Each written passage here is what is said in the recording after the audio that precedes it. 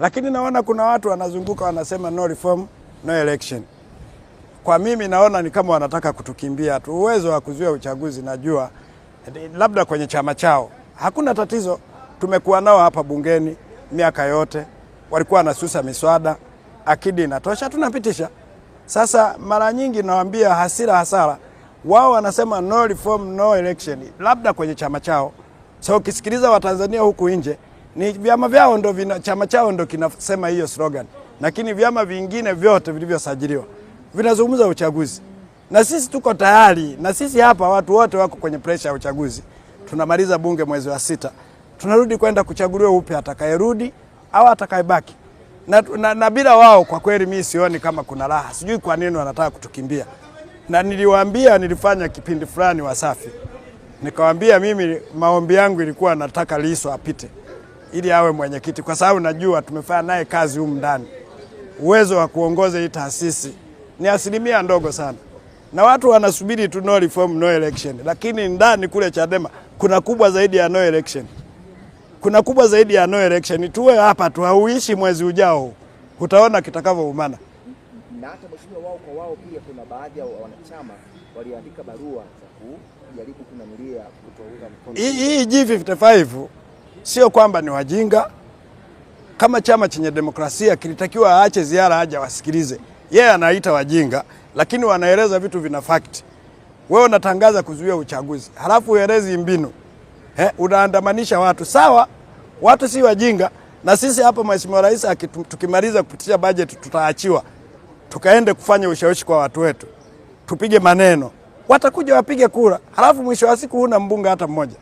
Sasa mimi ninachoamini kwamba kama ni rais mpole ni Mama Samia. Kama ni rais mpole ambaye amewapa uhuru kupitiliza watu wa Chadema na vyama vingine ni Mama Samia. Nimekuepo wakati wa Kikwete, nimekuepo wakati wa Magufuli, nimekuepo. Hawakuwa na uhuru. Sasa unapewa uhuru tena unaanza kuweka masharti. Unapewa lift kwenye gari unataka kupiga na honi. Hakuna uchaguzi. Sisi tumeshajiandaa. Kwa mfano mimi kwenye jimbo langu nimeshajiandaa uchaguzi wa madiwani, nimeshajiandaa uchaguzi wa mbunge mimi hapa na nitarudi. Nilitamani kidogo aniletee mtu strong ili anijaribu angalau kunishekisheki. Lakini kwa kazi zilizofanywa na Mama Samia ni Mtanzania wa ajabu sana, na mtu mwenye uchama peke yake ndo anaweza akasema tusifanye uchaguzi. Haya, usipofanya uchaguzi wewe ni mtu mwenye akili, umeenda shule. Maana yake hakuna serikali. Maana yake hamna bunge, hamna budget. Halafu maisha yanaishia mwaka 25. Tuanze vurugu kama Wakenya. Wakenya wamebomoa nchi yao yote, wameimaliza na makombora na mamishare. Halafu leo wako mezani. Mnaanza tena kujenga magorofa. Hatuachi uchaguzi. Hamna kutupa gwanda. Mimi nataka nawaambia mgombea wetu wa makamu katibu mkuu wa chama aliwaambia si juu yetu sisi kuwakumbusha. Lakini mimi nawaambia Watanzania, hasa wa jimbo langu na Watanzania wanaonifuatilia, uchaguzi huko pale pale. Hizi ni mbwembwe tu na tumesizoea. Tumekuwa nao bungeni hapa. Kila mara wanakimbia miswada. Wanatoka nje. Tunapitisha miswada, na leo kwa mfano nataka kukumbusha mswada wa ujenzi wa reli ya mwendo kasi kutoka Dar es Salaam kwenda Morogoro. Walitukimbia huko ndani. Lakini ndio wanaongoza kuomba lift kwa Kadogosa. Wasitupe gwanda. Wao waje tushindane kwa hoja. Mwanasiasa sio kususa. Mwanasiasa tutaachiwa ni kupiga maneno kwenye debe. Tutazungumza kwenye jukwaa, halafu tuende kwenye debe.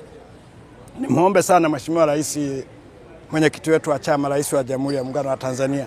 Watanzania wanaelewa kazi kubwa uliyoifanya. Sasa una matatizo mengi, kuna madaraja yanaenda, kuna miundombinu unatakiwa ukaribishe, tuna ufunguzi wa daraja mwezi huu. Hacha kusikiliza hizi poyoyo, tuachie. Sisi wanasiasa tuna muda wetu. Timiza yale ambayo Watanzania tuliyokubaliana nao kwenye Irani. Masuala ya no reform, no election. Tuachie sisi. Ukifika muda tukiachiwa ndo tunataka kumuona wewe anayetuambia sisi tusifanye uchaguzi. Halafu atuambie tunaenda kula wapi. Lakini mimi narudia tena kusema, niliwahi kusema hili genge la wahuni. Iko siku mtakuja kuamini haya maneno. Ipo siku.